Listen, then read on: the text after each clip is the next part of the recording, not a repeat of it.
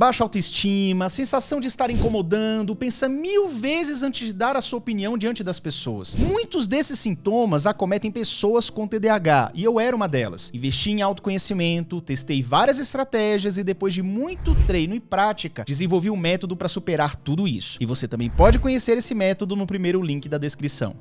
Estudando neurociência, eu descobri numa aula de potencial de ação, né?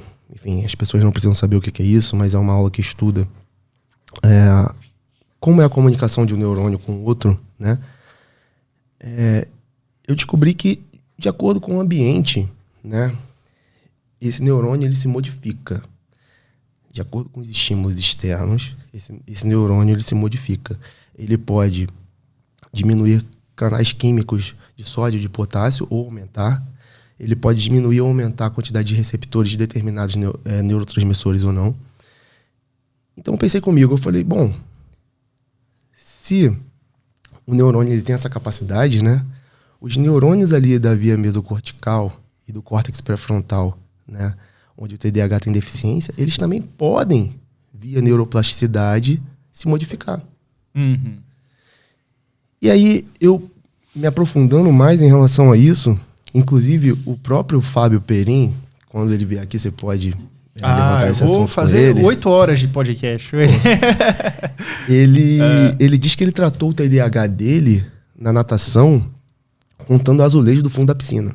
Caraca, velho. Ele não toma medicação, não toma mais nada. Existe uma técnica hoje chamada neurofeedback, que você deve conhecer, que é justamente isso. Conheço, mas nunca fiz. Você treina o seu cérebro com ondas magnéticas, é um computador, uma máquina que bota, e você treina o seu cérebro, que é justamente para estimular essa neuroplasticidade. Por quê? O medicamento, Yuri, ele te estabiliza. Temporariamente. Isso, temporariamente. Agora, você precisa ensinar o seu cérebro. Inclusive, eu tô até desenvolvendo, né, O cérebro é um músculo, né, cara? Sim. Ele tem essa capacidade de se transformar. Uhum. Né? Então, assim, eu não sei se isso não é divulgado por outras intenções, né? Talvez a indústria farmacêutica ou não sei. Mas, e o Fábio provou isso, né? O Michael Phelps também, né? O Michael Phelps tinha TDAH, né? Sim. E ele tratou o TDAH na piscina, né? Então, existem outras formas como neurofeedback e tal, mas eu acredito, é um conhecimento ainda empírico, mas eu acredito que é possível você tratar o TDAH com terapia, com técnica, com treinamento, né? Eu acredito nisso. Eu estou construindo um protocolo que mais tarde eu vou lançar uma mentoria, passo a passo, né? Com acompanhamento, né? E assim, com resultados, com gráficos, com demonstrativos de que é possível você tratar o TDAH sem o medicamento. E eu acredito nisso. E tem uma outra coisa também que se chama neurogênese, né? Que foi descoberto, que até bem pouco tempo... O que é a neurogênese? Então, até pouco tempo se dizia que a gente nascia com a quantidade de neurônios e que a gente não produzia mais. E que a gente ia perdendo esse neurônio com o passar do tempo. Dependendo, né? Já foi constatado que determinadas áreas do cérebro, né, nós criamos novos neurônios. Mesmo com uma idade além da infância, porque dizem que quando você é bebezinho, se você tiver uma lesão, pela neuroplasticidade, pela essa neurogênese, mas você ainda consegue, agora uma pessoa a partir dos 30 já é mais difícil. Sim, mas foi descoberto isso. Essa questão de quando é bebezinho, porque a gente tem uma coisa chamada poda neural, né? Que a gente tem uma explosão de conexões de sinapse e nós temos 2 períodos de poda, né, neurais. Então, mas foi descoberto isso. Então, isso é uma esperança também. Além dos nossos, que a gente consegue, né, plastificá-los, né, consegue modulá-los, existe a questão dos novos neurônios que foi descoberto. Descobriram no cerebelo, né, e agora em outros lugares do cérebro também, o surgimento de novos neurônios. Isso é bem interessante, cara. Isso é interessante porque uma coisa que isso tem a ver com a neuroplasticidade, só arrumando aqui, uma coisa que tem a ver com a neuroplasticidade, que eu acho que faz muito sentido isso, porque é o seguinte, é justamente essa questão da massinha. Nós temos sim uma questão de dopamina, baixa dopamina tônica, ponto. Isso é comprovado, não nem discutir isso. Eu imagino que o fato de você contar o azulejo, de você praticar uma atividade física, você se conhecer, você fazer 2 ou mais atividades em conjunto, que é, por exemplo, uma coisa que eu acho legal, que eu sempre falo para quem tem TDAH, é assim, primeiro, você iniciar pequenos hábitos, né? Você vai começar a fazer uma caminhada, não queira fazer 2 km no parque, porque você vai desanimar, no dia seguinte você não vai, mas, cara, vai até a padaria. Não pega o carro não, vai lá, a padaria é 1 km. O que é 1 km, velho? Vai lá e volta, compra droga do pão e volta, entendeu? Tipo... E aí você faz essas pequenas coisas. E aí aproveita o seguinte, por exemplo, quando eu faço caminhada aqui no parque, que fica bem aqui em frente da minha casa, eu tô abrindo a câmera e às vezes respondendo o público. Fica, galera, tal assunto aqui, tarará, chegou na caixinha e tal, respondo.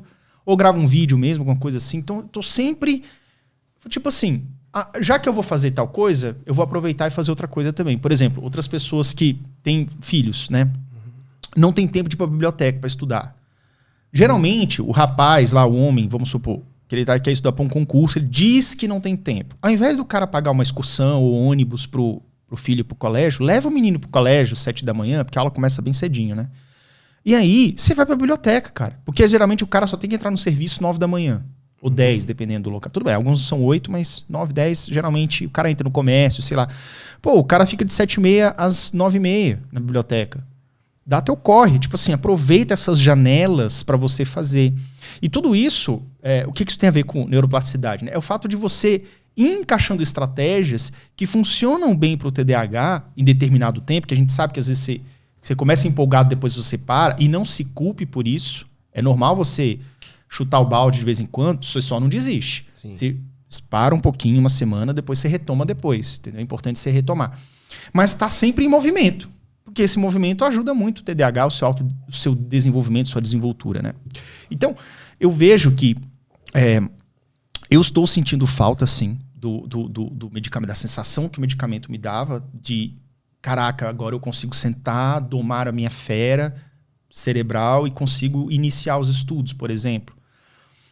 Porém, eu já também modifiquei essa minha percepção, porque eu era muito tenso, tipo assim, caralho, eu tenho que produzir isso, são 9 horas, caraca, eu já deveria estar fazendo. Não, cara, deu 10 horas, 11 horas, eu sentei pra estudar, beleza, me perdoa. Mas na hora que eu sento, eu vou e estico o máximo que der.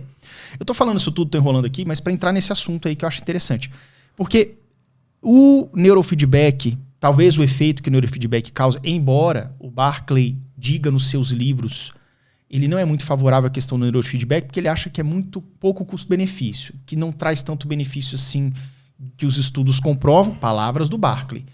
E aí a medicação seria mais indicada, enfim. Mas também, gente, mesmo o cara sendo uma sumidade, isso é a opinião dele, que tem embasamento científico, mas é uma coisa que eu coloco aqui também. Eu vou tomar tua fala aqui rapidinho. Por quê?